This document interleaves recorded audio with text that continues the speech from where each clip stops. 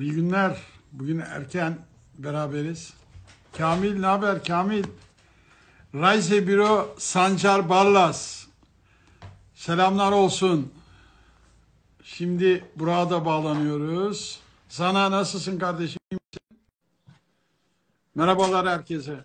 Kamil iyi günler. Nevin iyi günler. Yeliz iyi günler. Göbekli Tepe, Şanlıurfa. Ya arkadaş bu ne yakışıklılık ya. He? Teşekkür ederim. O senin Ya güzelliğin. bu tişörtten benim boyda var mı benim boyumda? XX large. Var. Geçen Bu sana bir tişört verdim ama onun X large'ını istemiştin herhalde. ya o şey oldu. Onu hanım götürdü. Tamam, Efendim hoş ayarlarız sana. geldiniz. Bugün bende müzik yok çünkü bugün müziğin master'ı ile beraberiz. Ee, e, Ben gene akşam çalacağım ama Burak'tan öğrendiklerimi çalacağım. Hoş geldiniz. Bugün 31 Mayıs. Mayıs'ın son günü.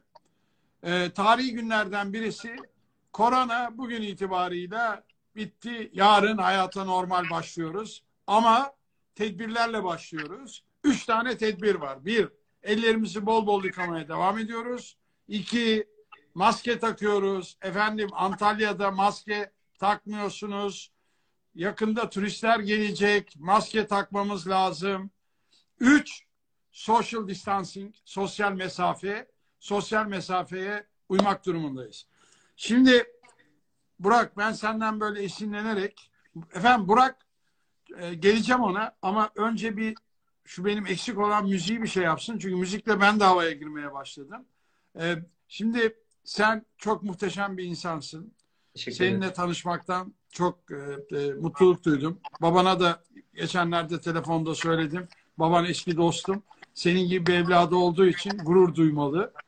Sen Teşekkür ederim. sadece Türkiye'de değil, dünyanın birçok ülkesinde çok önemli başarılar elde etmiş bir genç arkadaşımızsın. Çok sağ ol. Bugün de seninle öncelikle Antalya'yı konuşacağız. Ancak şöyle bir müzikle bizi biraz bir havaya sok. Bugün Tabii. pazar günü. Her tarafta insanlar seni dinlemek için bekliyorlar. Lütfen Tamam. ben susayım. Top sende. Okay.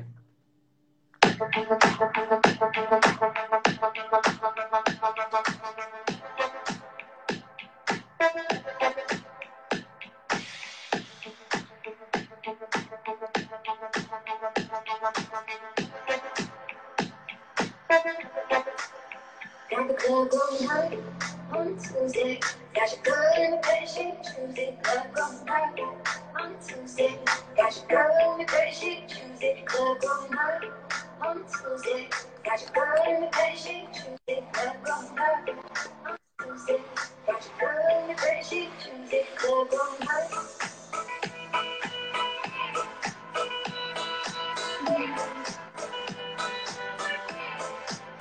Got the club going hot.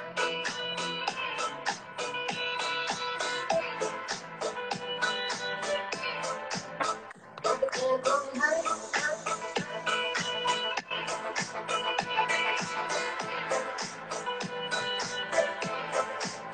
Got the club going hot.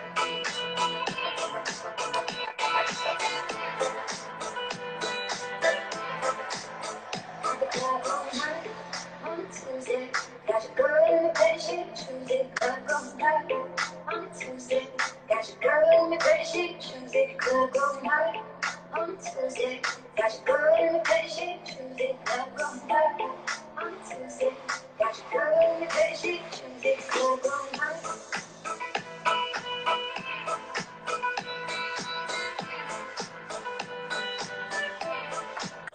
Got the club going hot.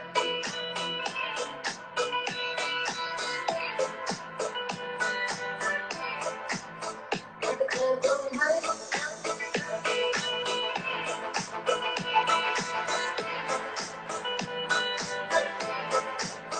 Got the club going hot.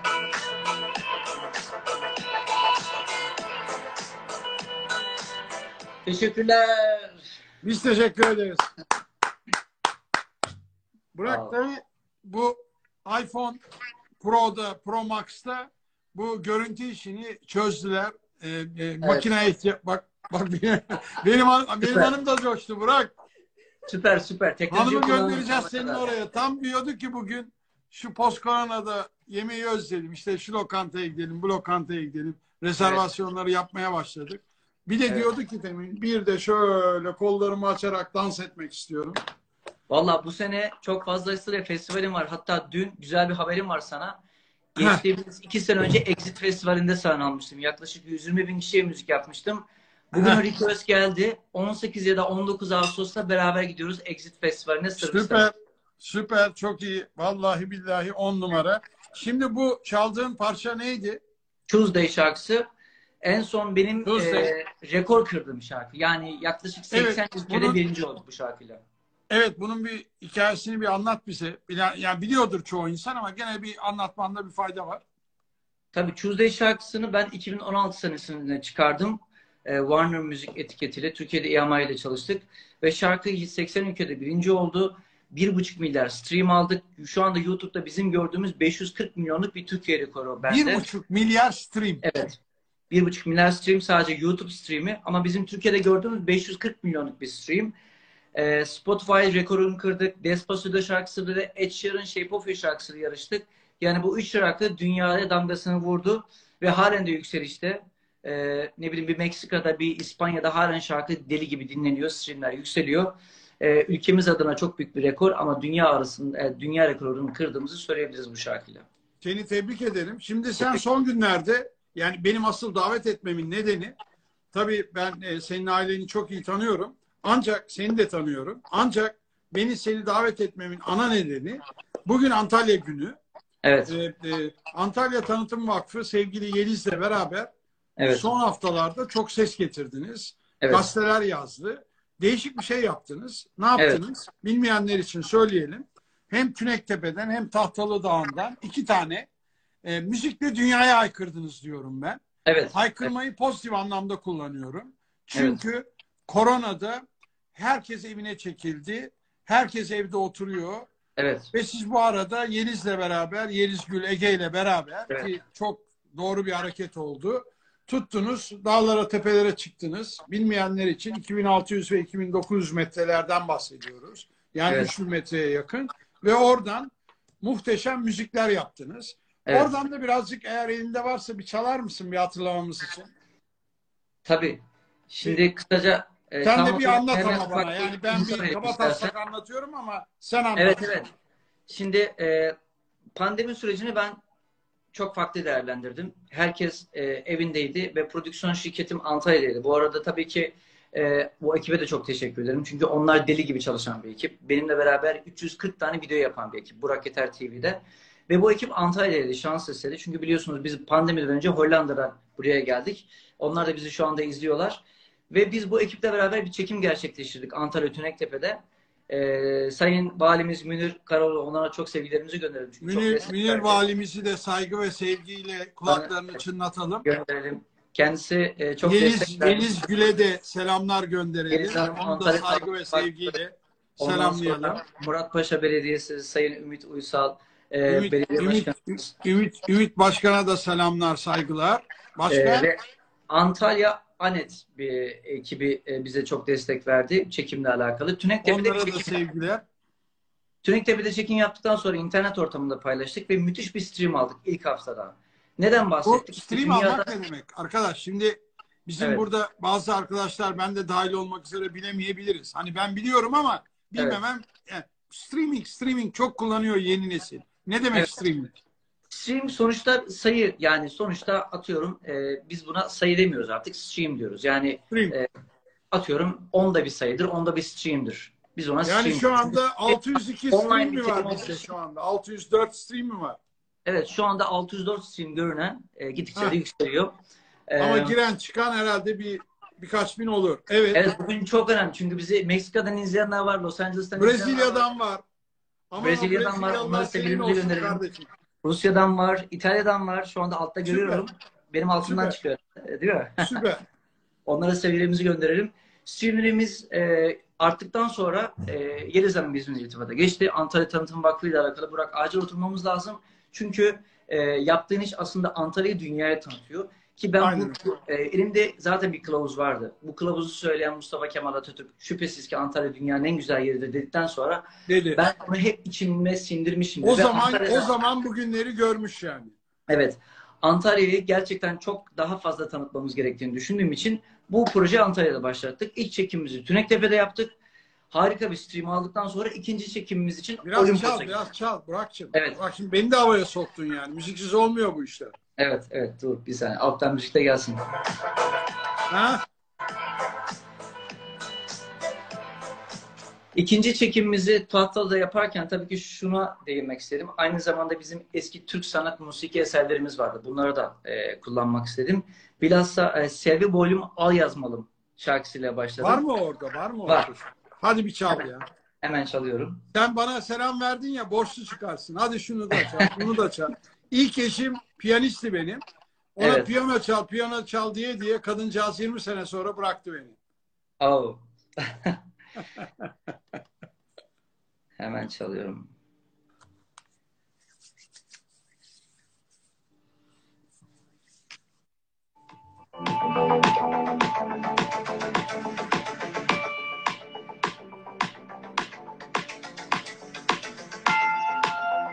İşte bu melodiyi hemen anlayacaklar.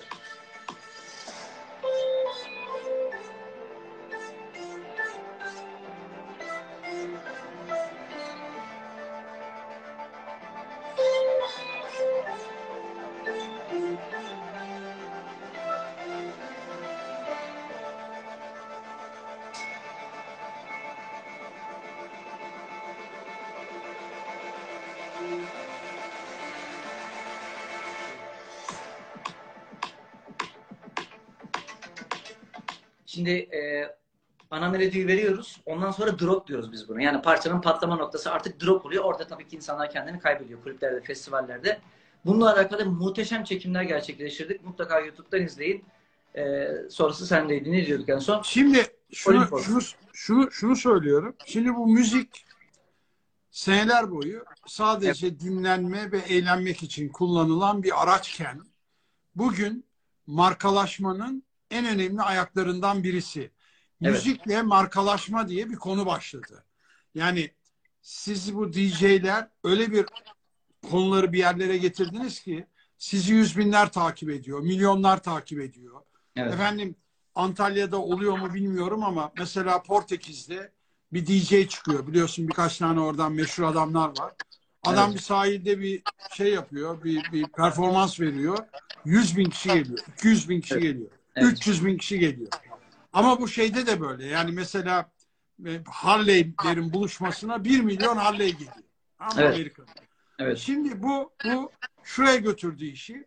Artık müziksiz markalaşma yok. Şehirlerin müzikle özleşmesi gerekiyor. Müzikle markalaşması gerekiyor. Ülkeler kültürlerini, gastronomisini müzikle transfer edebiliyorlar. Dolayısıyla çok önemli. Yani senin şu Yeliz'le yaptığınız bu Antalya tanıtımına yeni bir şey katmanız muhteşem oldu. Ama birazcık anlat, oralarda ne oldu? Sıkıntı çektiniz mi?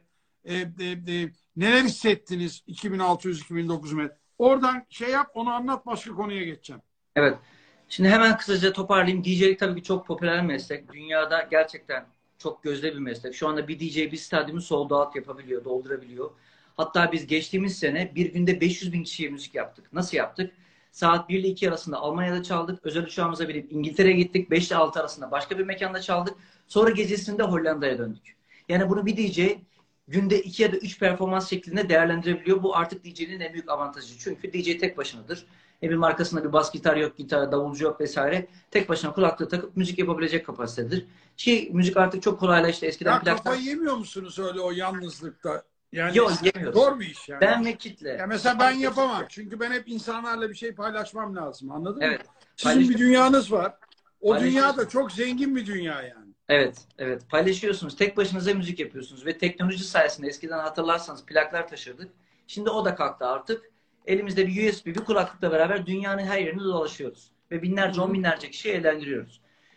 Ondan sonra tabii ki bu yaptığımız Olimpos tahtalı videosu benim için daha avantajlı oldu. Çünkü yine tek başıma müzik yaptığım için bütün kontrol bende oldu. Buradaki ekibimiz çok ciddi bir ekip var. Yani bu işin arkasında çekim ekibi var, görsel ekip var, ses ışık ekibi var. Onlar da bu işin içerisindeler. Ve elimizden geldiği kadar onları göstermemeye özen gösterdik. Çünkü buradaki müşterinin istediği Burak Yeter markası ve müzik ve doğa. Yani bunu ön plana sunmak istedik. Çünkü yurt dışında şöyle bir algı var. Too much information. Bazen çok fazla information insanın aklını karıştırabilir. Onun için insana daha özü, daha özeli vermek istedik. Müzik ve Burak Yeter. Dolayısıyla da burada amaca hizmet ettiğimizi düşünüyorum. Ve bunun akabinde de çok requestler gelmeye başladı. İşte Mardin valisi bize ulaştı. Dünyanın çeşitli yerlerindeki ülkelerdeki belediye başkanları bizi davet ediyor şu anda. Gelin ülkemizi tanıtın, çekim yapın, biz size her türlü imkanı sağlayalım. O noktada da Evet, YouTube'da var mı diyorlar. YouTube'da var mı diyorlar. Var. YouTube'da Burak Yeter live yazdığınız zaman zaten şu anda 2 tane video çıkacak. 1 saatlik video. Hem Antalya'yı tanıtan bir video hem de müzik ziyafeti. Tamam. Evet, devam et. Var yani. Daha sonrasında da Antalya Tanıtım Vakfı ile oturup bu işi bir projeye döktük ve Antalya'yı tanıtma adına bir projeye başladık. Hali hazırda zaten Antalya ile alakalı 2 tane videomuz vardı. Dedik ki daha fazla hangi yerleri gösterelim? Ki biliyorsunuz Antalya çok büyük zenginliklere ait bir şehir. Dolayısıyla da Termesos, Perge, Aspendos, ne bileyim aklıma gelen o kadar çok yer var ki. Saint Nicholas Kilisesi, Sagalassos ve bununla alakalı çok güzel daha yerleri keşfettiğimizi öğrendik. Ve dedik ki bu yerlerde çekim yapabilir miyiz diye bir soru sorduk kendimize. Bu noktada da sağ olsun valimiz, belediye başkanlarımız bize bu konuda çok yardımcı oldu. Şimdi bu işi Kültür Bakanlığı'na sunmayı düşünüyoruz. Sadece Antalya değil, belki Türkiye'yi de tanıtma projesi olabilir bu. Bununla alakalı da Antalya Devlet Senfoni Orkestrası ile beraber bir toplantı yaptık sevgili. Siz daha önce Antalya Senfoni Orkestrası ile bazı projeler yaptınız. Evet, evet. Orada da değişik işler yaptınız. Biraz onları anlatır mısın? Tabii. Geçtiğimiz sene sevgili Karsu ile beraber Explore bir konser gerçekleştirdik. Öncesinde de AKM'de sevgili Behzat Gerçeker'le beraber Ember Orkestrası, Antalya Devlet Senfoni ve Burak Yeter 3 marka bir araya geldi. Oradan var mı bir şey? Oradan çalabileceğim bir şey var mı? Tabii. Senfoniyle alakalı yaptığımız şu anda 25 tane şarkı var. Bir tanesini çalayım sizlere. Çal. Çok iyi olur. Senfoniyle alakalı da tabii ki senfoninin duruşu protokol bir iş. Dolayısıyla da az önce dinlediğiniz Tuesday şarkısını, ne bileyim daha önce birazdan bahsedeceğimiz La Casa de Papel şarkılarını klasik müzikle dinlediği insanlar. Ve müthiş bir konser oldu. Yani o konserlerde işte partilerde dıps dıps diye dinlediğimiz şarkıları insanlar yani, senfoniyle dinlemeye başladı. Klasikle pop'u birleştirince daha mı hoş oluyor? Çok değişik bir sound ortaya çıktı. Şöyle hemen dinletim ben size. Mesela Swedish House Mafia'nın şarkısı Don't You Worry Child, birçok elektronik müzik sever bilir bu şarkıyı. Biz bunu klasik müzikle çaldık.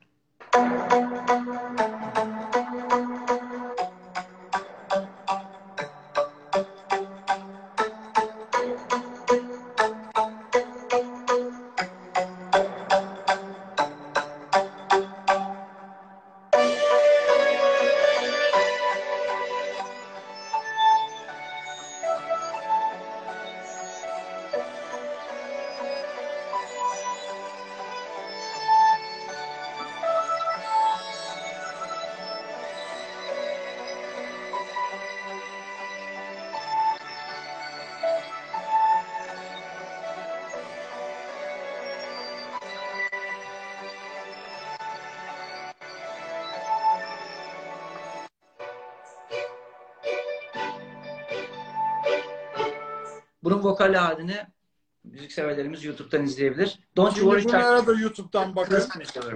Şimdi bu klasik müzikle modern müziği birleşme projesini binlerce yıllık antik kentlerde yapmayı düşünüyorsunuz. Doğru mu? Evet, ve buradan gene dünyaya seslenmek istiyorsunuz. Kesinlikle. Hem Antalya'yı tanıtmak istiyoruz. Hem müziği hem doğayı vermek istiyoruz. Çünkü kullanılması gereken çok mekanlarımız var biliyorsun. Antalya gerçekten bu konuda çok şanslı ve dolayısıyla da kullanılmayı bekliyor görüntü olarak. Müzikle de birleştiği zaman ortaya gerçekten harika görüntüler çıkacağına ben eminim çünkü çok güçlü bir ekibimiz var bununla alakalı. Dünyanın en yaşlı DJ'yi kaç yaşında? Efendim? Dünyanın en yaşlı DJ'yi kaç yaşında? Dünyanın en yaşlı DJ'yi. Onu hiç düşünmedim ama Grandmaster Flash'tır herhalde. İyi, bakacağız. Bakalım. Bir de bu Netflix var hayatımızda. Evet. Netflix'te artık koronada da bilen bilmeyen kalmadı. Herkes Netflix'te yatıyor, Netflix'te kalkıyor. Son dönemde de, son senelerde de Casa de Papel diye bir şey yaptı İspanyollar. Bence İspanyollara sınıf atlattı. Öyle bir dizi. Evet. Netflix'in en çok seyredilen dizilerinden biriymiş. Ancak şu anda Netflix'teki dizi production'ında da bir anda İspanyollar neredeyse Amerikalılara yaklaşmış. Bu kadar önemli bir dizi. Benim çok hoşuma gitmişti. Ben de seyrettim. Ve burada sen onlar için bir remix yaptın. Onu bir anlatır mısın? Çünkü senin yani bu konu birazcık biliniyor da bilinmiyor da. Onu bize bir Evet. anlat bakalım ya. La Casa de Papel'i ülkemizde bilmeyen yoktur herhalde. Dizi olarak hani Bilmiyorum, vardır, vardır. Kurtlar Vadisi'ne alışık olduğumuz için bu tür dizileri de çok fazlasıyla seviyoruz. Çok fazlasıyla sevilen bir dizi olduktan sonra ben tabii o dönem Hollanda'da yaşıyordum ve şarkının remixini yapıp internet ortamında paylaştık. İkinci gün bize mail geldi İspanyol şirketten. Biz bu şarkıyı kullanmak istiyoruz gibilerinden. Daha sonrasında da İtalya'ya gidip Cecilia Cur'la tanıştık. Yani şarkının orijinal vokalistiyle. Evet. Daha sonrasında bir stüdyo kaydı gerçekleştirdik. Şarkıyı official olarak release ettik. Şarkı çıktıktan bir ay sonra İtalya'da bir numara oldu. Bir hafta sonra. Daha sonrasında bizi İtalya'ya davet ettiler ve W Platinum ödülü kazandık. Ve Kolombiya'ya gidip bir klip çektik Medellín'de. Yine Banka Songül sahnesi var. YouTube'da var, bu klibimizi mutlaka izleyin. Medelini gezdin mi, Medelini? Gezdim. Bogota, Medellín çok güzel yerler, tavsiye ederim. Dünyanın en güzel yerlerinden birisidir o Medellin. Evet ve müthiş Bilir kahve. misin bir de Medellin'in kadınları dünyanın en güzel kadınlarıdır. Biliyor musun onu? Doğru, Bilmiyorsun. doğrudur. Tabii benim kadar tecrübeli değilsin tabii Burak'cığım. Doğrudur. Sen de gezmek lazım bundan sonra ya. Klibimizi çektikten sonra zaten bunu da yandık. Çünkü Medellin'le alakalı iki yönetmen geldi ve dedi ki kesinlikle Kolombiya bayanları kullanmamız lazım dedi klibimizde. Ona da uyduğumuz için herkes benden çok klipte oynayan kız kim diye soru Yani sordu.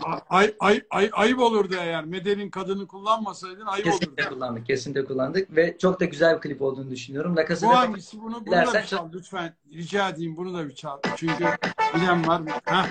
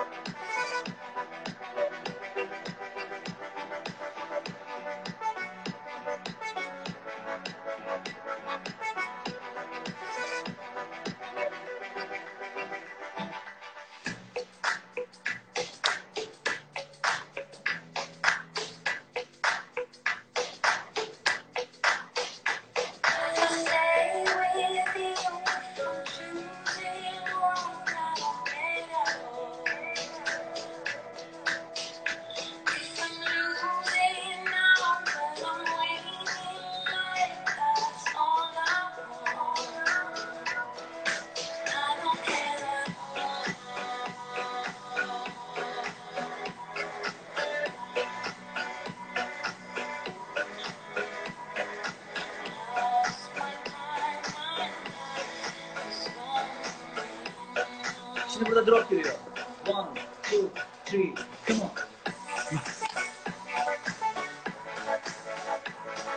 Ya böyle devam ediyor işte. Süper. Evet. Evet, anlat. Medellin'den birazcık bahset. Bak, yeni tartışma açtık. Türk kadınları mı daha güzel, Medellin kadınları mı güzel? Tabii ki Açıkçası efendim. ben Yani ilk Türk klibi kadınlarının üzerine tanımıyoruz kadınlar. Yani şimdi onlardan başka ülkelerden bahsediyoruz şu anda. tabii ki ülkemizdeki bayanları ben açıkçası yani kimseyle kıyaslamam. Çünkü hem tarz itibariyle hem yakınlık hem sıcakkanlılık itibariyle bir kere ülkemizin insanları zaten kadın erkeğe hep eşittir.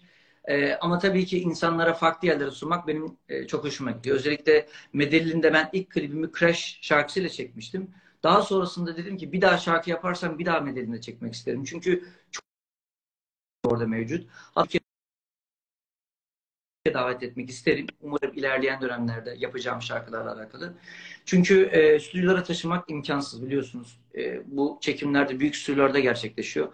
Ama tabii ki doğayı kullanma adına da Türkiye'miz çok büyük avantajlı. O konuda ilerleyen dönemlerde. Üçüncü klibi Almanya'da Almanya'da, dördüncü klibim İtalya'da. Yani farklı ülkelerdeki o ambiyansları, yönetmenleri müziğe uyarlamak benim en büyük mutluluğum. Çok güzel. Zaten müzik evrensel bir konu.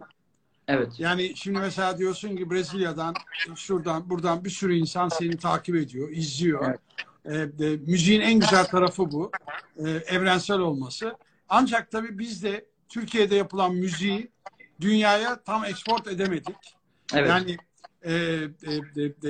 sen tamam bilinen bir DJ'sin. Birkaç müzisyen arkadaşımız daha var. Ancak yani biz Türk müziğini dışarıda dinlenen hale getiremedik.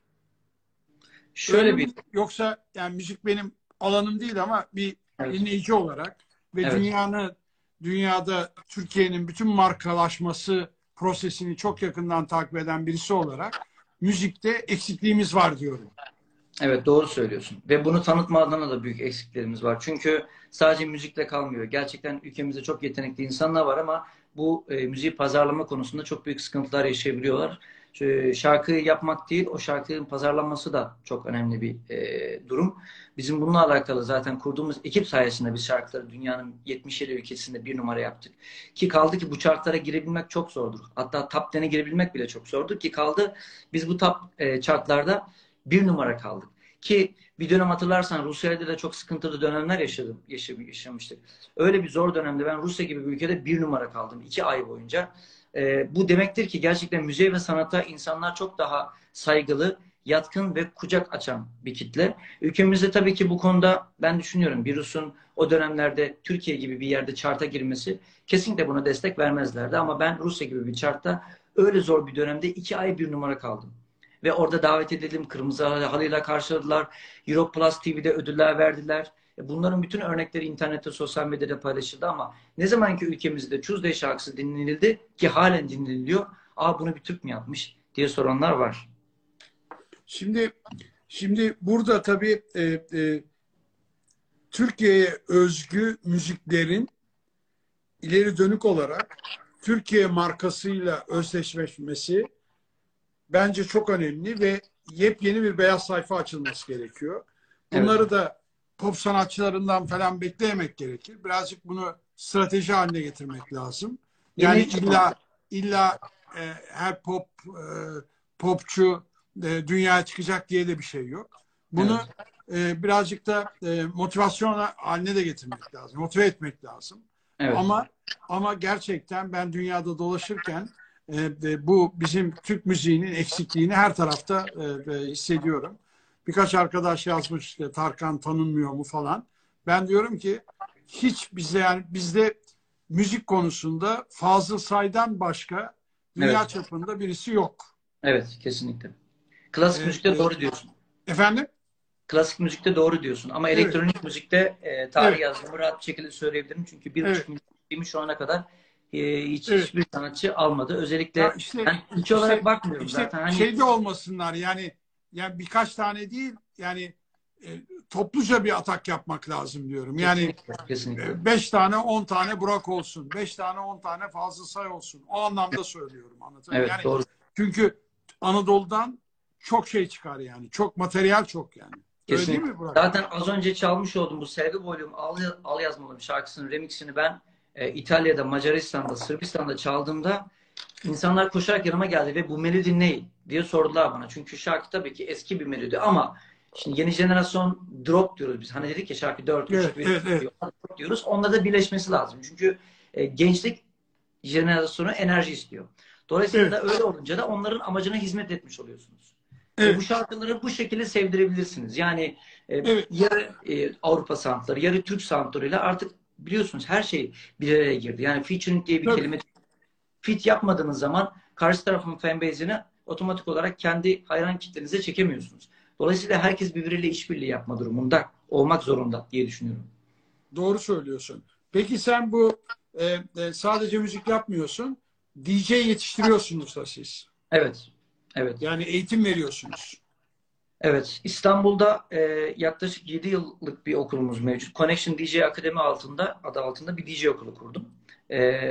Bana hatta sordular, Burak boynuz kulağa geçersen olur. Ben dedim ki inşallah geçer, keşke de geçsin. Çünkü bize bu işi kimse öğretemedi, öğrenemedik. Hep zor şartlar altında bu işi öğrenmeye çaba sarf ettik ki buralara kadar geldik.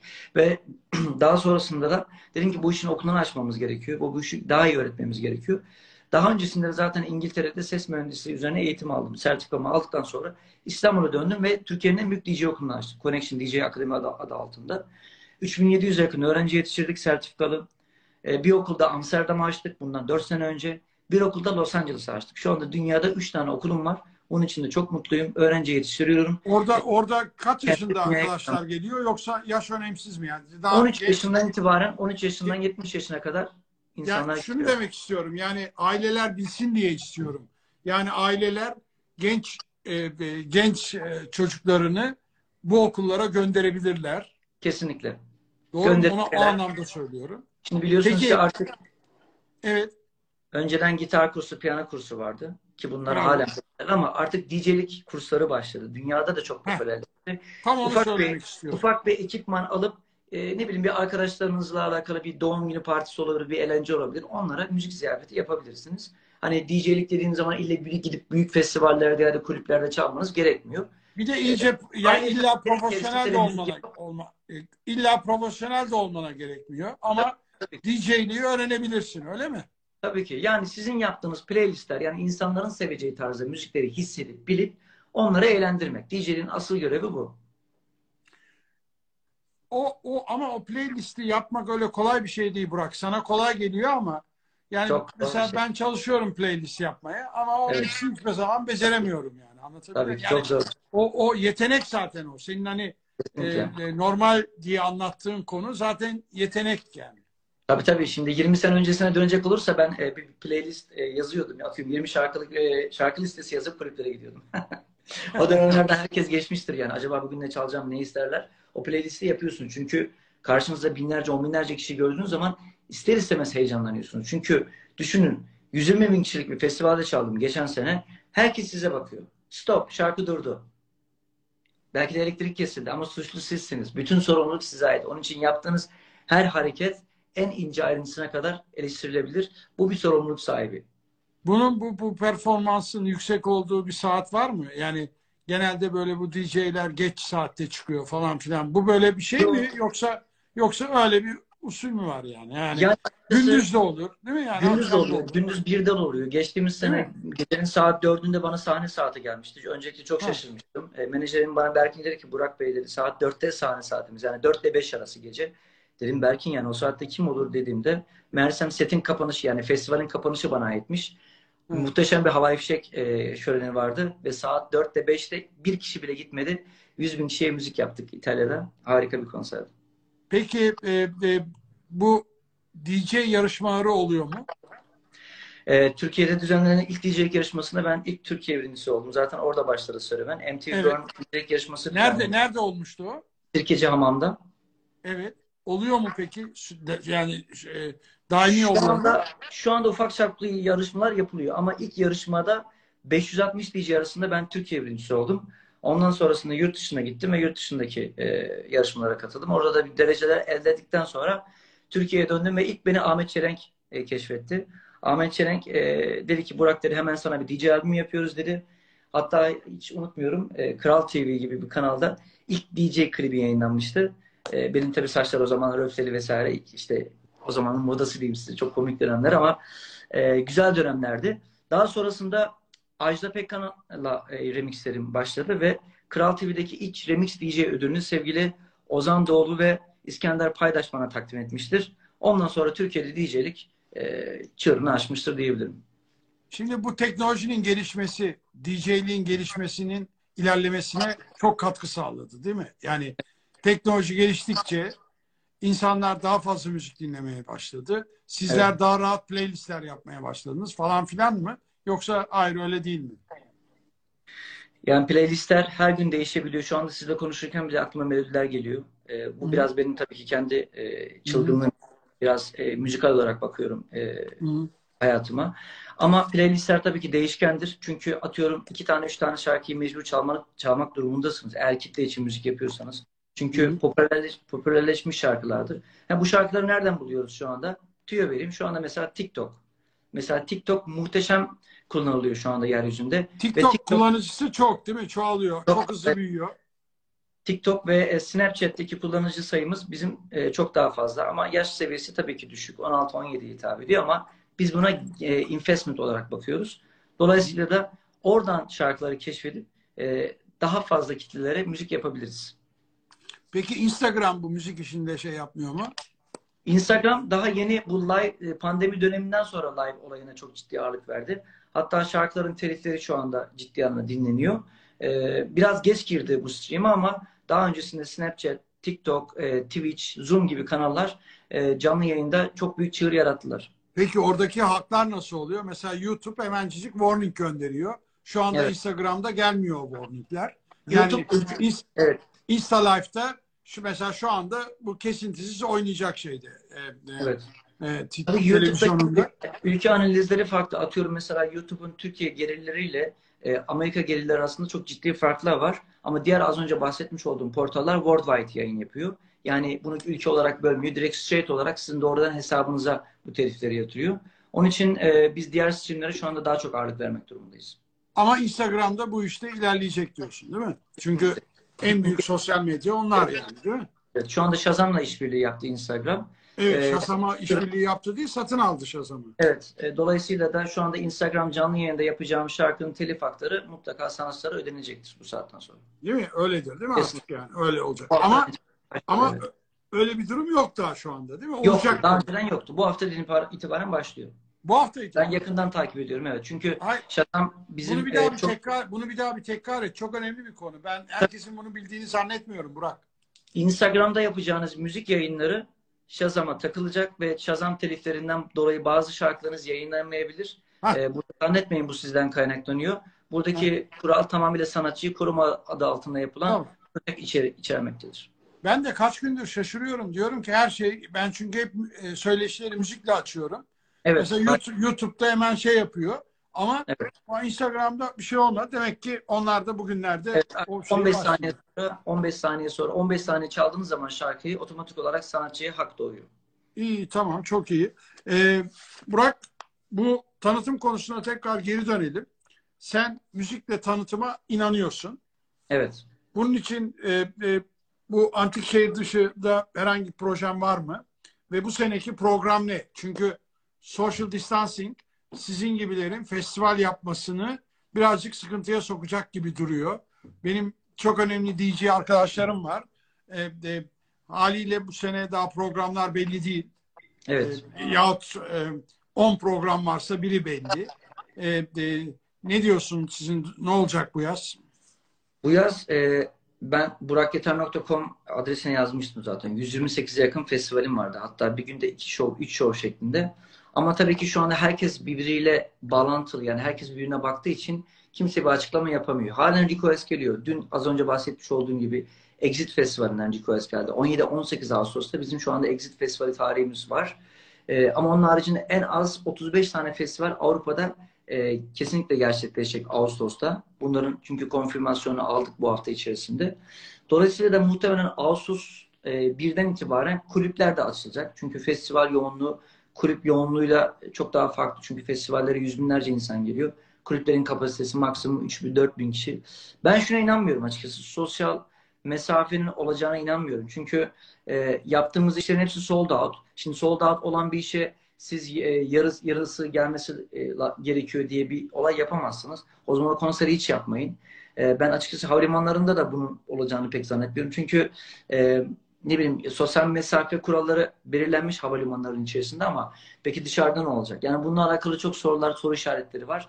Dolayısıyla bir konserde ne bileyim 1 metrekarelik alanı çevrilip insanlara dokunmaması gibi bir konser ben düşünemiyorum. Belki sosyal mesafe dışarıda engellenebilir ama içeride mümkün değil. Çünkü müziğin sesini açtığınız zaman, farklı şarkılar çaldığınız zaman içerideki ambiyans tamamıyla değişebiliyor ki kaldı ki ben bile sanatçı olmama rağmen bazen kendimi kaybedip insanların üstünden atlamak istiyorum. Bu bizim elimizde olmayan bir kontrol. Yani bu sanatçıyla dance floor'un arasındaki bir soru cevap alışverişi gibi bir şey. Onun için ya bunu hiç yapmayacaklar, ya bu iş hiç olmayacak, ya da bu mesafe. Zaten şu anda yasak. Yani daha biliyorsun yarından Evet, itibaren evet, normalleşme başlıyor. Ama evet, diskotekler, müzik holler falan daha kapalı. evet, Bir süreç daha. Korona devam ediyor. Yarın normalleşmeye rağmen. evet. Açık havada işte bu sosyal mesafe ne olur ne. İnşallah Ağustos'a kadar bu konular hallolmuş olur. Evet. Burak çok çok teşekkür ederim ama biraz müzikle kapatalım. Tabii ki. Özellikle senin yabancı ülkelerden katılan arkadaşların çoğu senin müzik Ben yapmanı onlara bir şey söylemek bekliyor. istiyorum. Çünkü çok İngilizce Heh, şeyler yazmışlar. I want to say thank you to everyone which is right for us. Thank you so much guys. Spasiba, grazie, gracias. From Italy, from Brazil, from Russian. I see many people from everywhere actually. Thank you so much. Çünkü o kadar çok mesaj geliyor ki elimizden geldiği kadar hepsine cevap vermeye özen gösteriyoruz. Özellikle Polonyalılar biliyorum çok fazla bayrak astılar. Çünkü benim adımın anlamı Polonya'da Turp demekmiş. Turp, yani ben bunu duyunca dedim ki bir gün olur da Polonya'da böyle hani şarkı falan yaparsam hayatta beni sevmezler, tutmazlar. Çünkü adım Turp, yani çok komik bir şey. Tam tersi oldu. Her gün tabii Polonya'ya canım. gittim. 2 sene Tabii. önce. Günde 2 show, 3 show şeklinde Polonyalılar çok sevdi. Onun için thank you so O much. zaman Polonyalılara da özel selam gönderelim. Evet, gönderelim. Ne çalalım? Yani Friday Night Tuesday o kadar çok yeni şarkı var. Ha, şunu söyleyelim. Bu Bu bir geçtiğimiz hafta hafta yaptığımız önümüzdeki günlerde bir parça çıkacak. Onu buradan çal bari öyle çıktı. çıkart yani.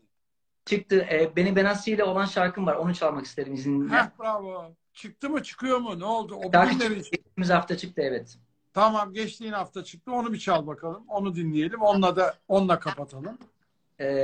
Herkes bilir Beni Benassi Legend, sonuçta Satisfaction şarkısıyla elektronik dance müziğe yön vermiş bir isim. Ülkemizde de çok fazlasıyla sevilen bir isim Beni Benassi. Ki Satisfaction şarkısını herkes bilir. Klibini de bilir ve çalmayan DJ yoktur şarkısını. Ve biz Beni Benassi ile İtalya'da buluştuk geçtiğimiz aylarda ve kanımız çok kaynadı ve dedik ki bizim bir şarkı yapmamız lazım beraber. Kendisi İtalya'da, ben Türkiye'de. Daha sonrasında online olarak şarkılarımızı gönderdik ve Just Me Slow adında bir şarkı yaptık. This song with Beni Benassi, I just released this song last week and I'm gonna play for you guys.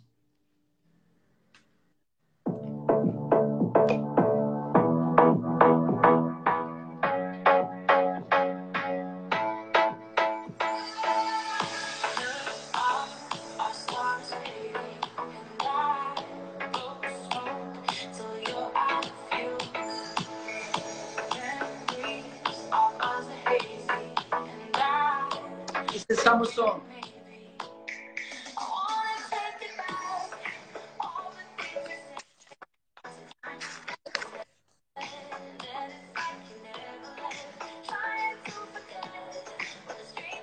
Listen.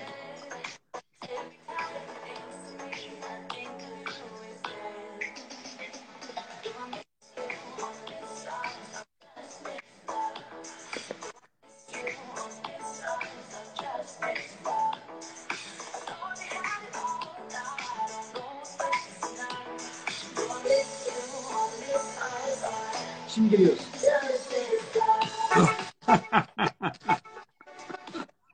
Süper. Teşekkür ederim herkese, katılan herkese. Sana Evet, çok ben de teşekkür sana ederim. çok teşekkür ederim. Görüşmek üzere. Ailene Görüşürüz. selamlar.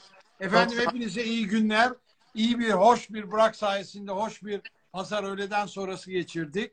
Akşam 8'de yine çok değerli Antalyalı Necdet kardeşimizle Graphics'le Antalya markası için konuşacağız. Bugün Antalya günü. Hem Antalya Tanıtım Vakfı hem Yeliz Gül hem Burak'a çok çok teşekkür ederiz. Antalya Teşekkür ederim. tanıtımına Thank yaptıkları you so much. katkılardan dolayı. Happy Sunday. Bye bye. Teşekkürler. Wiedersehen. Yok mu Avusturyalı Alman? Bye bye. Bye bye.